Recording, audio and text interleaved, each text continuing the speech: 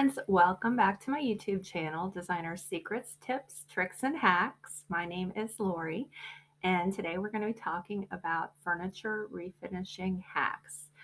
And you're going to be able to make your furniture that you're sick of looking at or is beat up or you've inherited and never really liked or whatever look new again and be back in style and make it look like a whole new piece. So, we're going to talk about techniques that are super easy, super inexpensive, and potentially free, which is super exciting. Raise the roof, and I'll fill you in on how to do those things. But the first thing you can do, like I said, is maybe it's your own house furniture that you've had and your kids have dinged it up, or you've inherited it, you don't like it.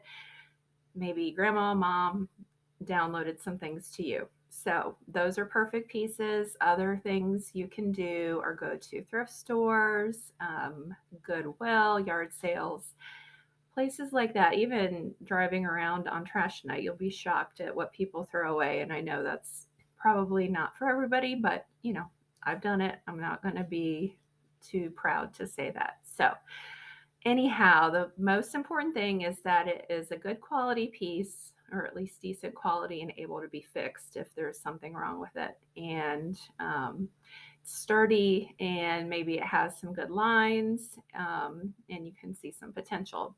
So let's get started, and I'm going to show you some pieces that I've personally done and some tricks and hacks so that you can do this too. Let's get going. All right, so here are some pieces that I have done in the past. The first technique that I want to talk about is painting and upholstering, and that can sound super intimidating, but I promise it's not.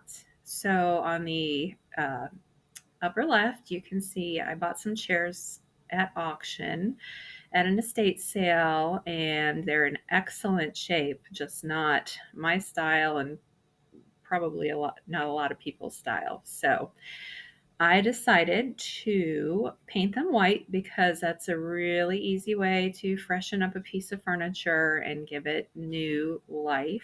And what I do, and here's a little secret hack here, is use white primer paint because I wanted a matte finish, and primer spray paint is about half the cost of buying actual matte spray paint, and it's basically the same look. So why spend double when you don't have to?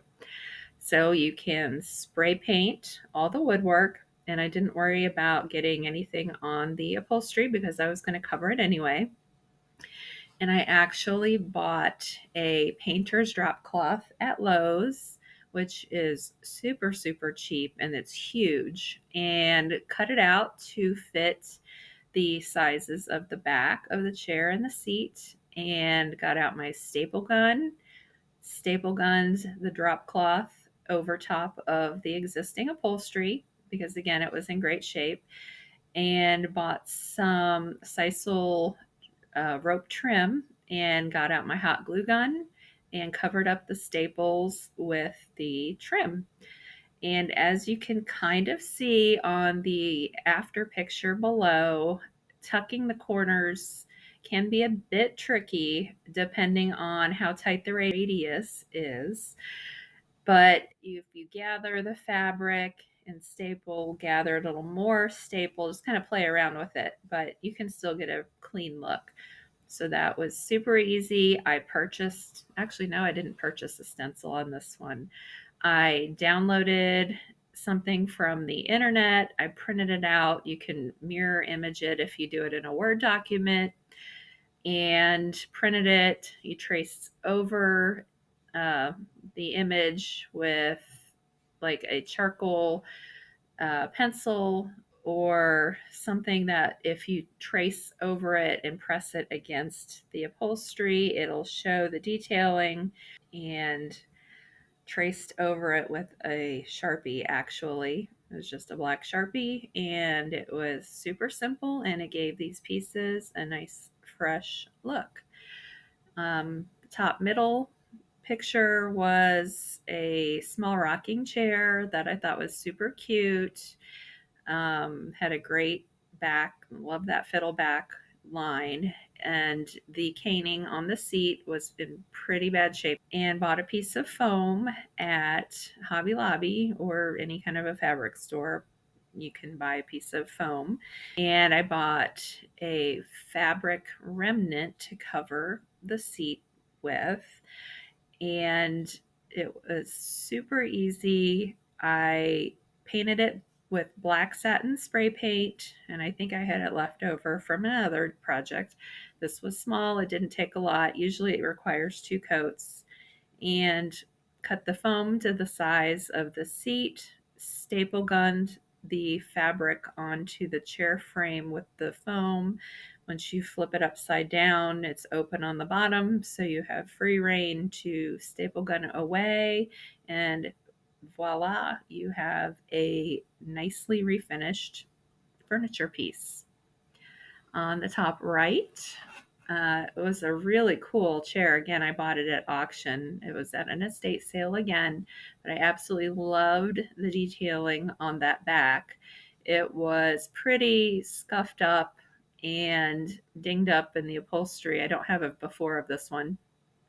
The upholstery was terrible. I mean, it was in good shape, but it was ugly. So we don't want ugly. We want good.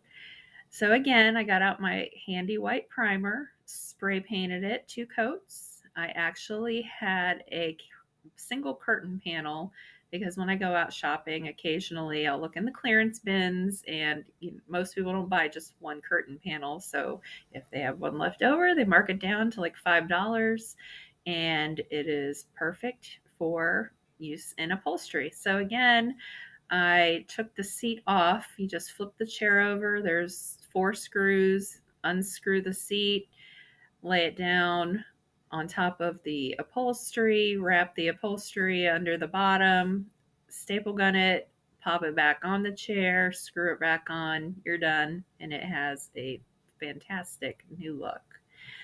And the chair below it, again, I got out the primer. So obviously I have stocked up on Lowe's primer. They love me there. But again, half the cost, it's totally worth it because it's cheap and easy. This one had nice caning and good shape. So I covered that with like a grocery bag and painter's tape so that it didn't get paint on it, and spray painted the frame. I took the seat off first. Again, flip it over, unscrew it, pop it off.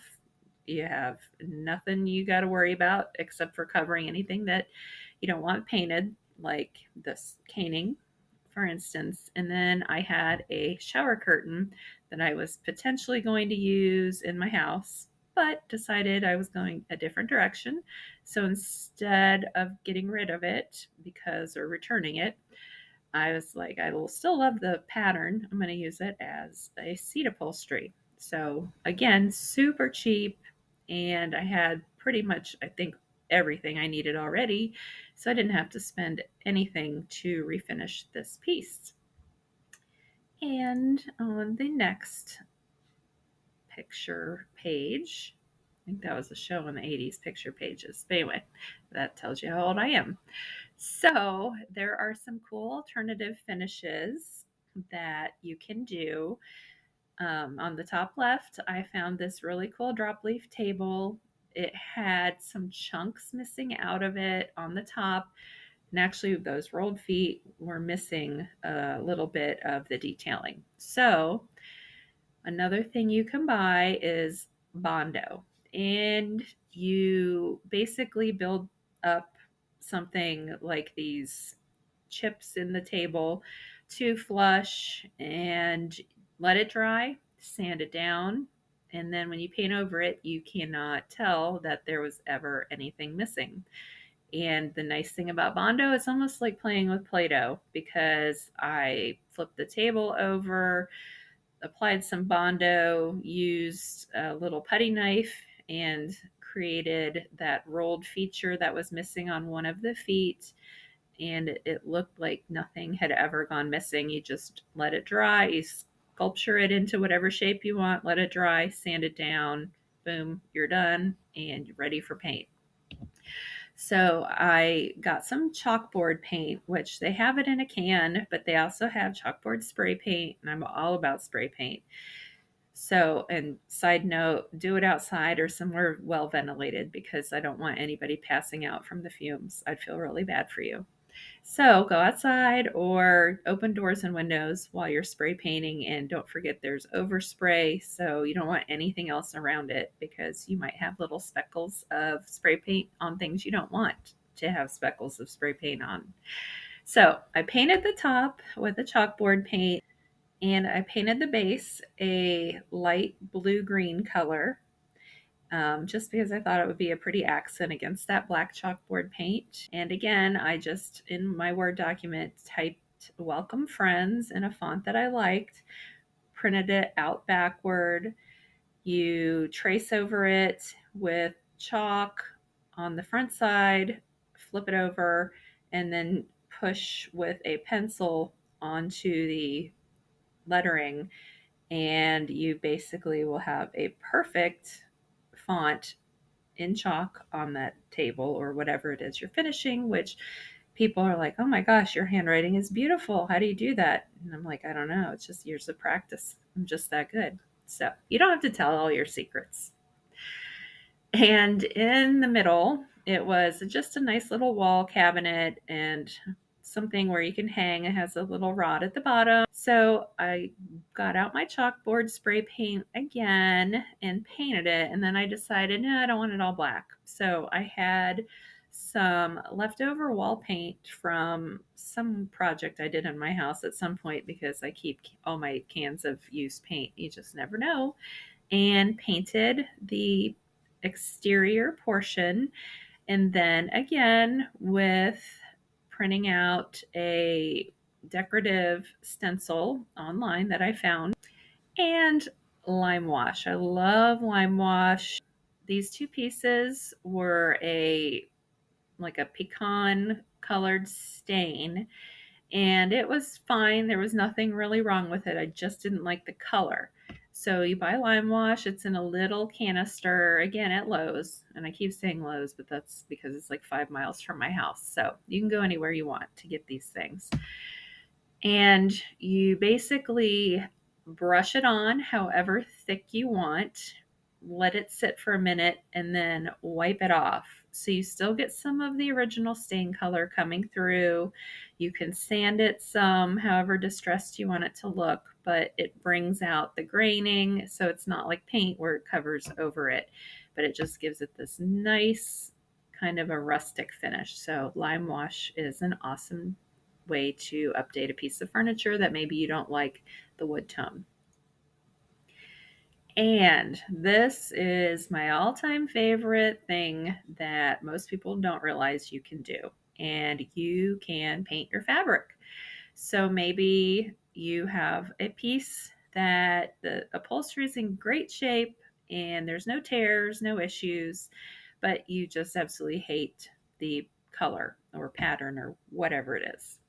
So there is fabric paint in like a Michael's or Hobby Lobby or whatever you have in your area that sells craft supplies.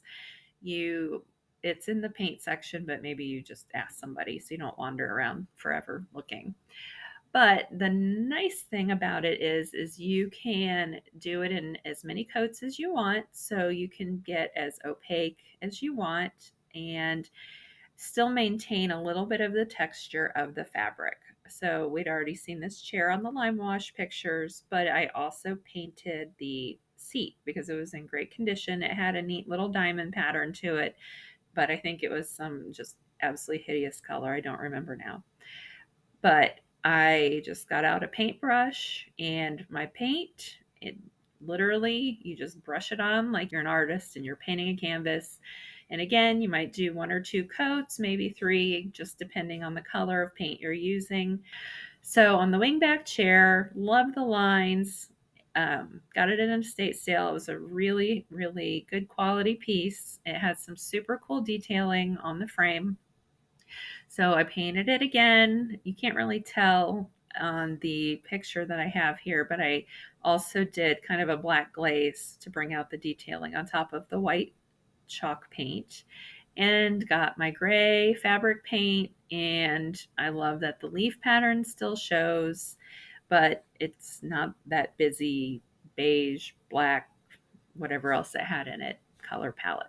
And like we said earlier, mom or grandma or aunt or whoever may have lovingly donated some pieces of furniture to you, or maybe you've bought these things at a thrift store, but you can make it in style again by using spray paint. Again, top left, this dresser nightstand combo had some really cool lines. It was a super ugly finish, stain finish. And I don't know about you, but stripping stain and restaining is a huge pain. I don't do it. Maybe you do, and I have my hats off to you for that, but I don't. And I thought, well, updating it with some metallic paint could look cool. And I also spray painted the hardware in the same finish. So updating hardware is also a great way to update a piece of furniture cheap and easy. On this particular piece too, here's another hack, design hack, is using Elmer's glue to make a crackle finish. And I did this in just some of the areas that already had a little bit of damage, stain finish. So you paint one layer of your paint, you get literal Elmer's glue like your kid uses at school. You brush that on where you want to do the crackle effect. You use more for a bigger crackle. And then while it's still wet, you paint again a second coat over top of it. And it gives you, as you can see in the bottom left, I zoomed in there, a cool little distressed crackle finish. So there's a side note on some alternative things you can do. The center picture at the bottom, I'm sure a lot of you have these kind of Queen Anne tables, and they're kind of, unless you're a super traditional person, they're a little bit much for a lot of people's decorating style. So I decided to spray paint them white because you can't go wrong with white. And I used painter's tape to make the stripes with a navy blue. Updates them. They look fresh and bright and cheerful and fun. And that was a fun project. I love making those look new again. And on the far right, again, a very traditional Queen Anne style table. You could go to a thrift shop or a yard sale, I'm sure, and find one of these as a side table and painted it white again. I guess I have a thing for white. I don't know. It can be any color you want, but I was in a white phase. So I spray painted it white, got a stencil, and this was an actual stencil this time. Got some black paint and just brushed it on over the stencil, pulled it off, and you have a great piece. And I actually, and I haven't mentioned this in the other ones, on the furniture that have stencils or the stripes, I do a top coat of acrylic clear finish so that it protects the stencil and protects the paint itself. So again, it's super cute, it's fresh looking, very custom looking, and I think these are great ways to update pieces of furniture.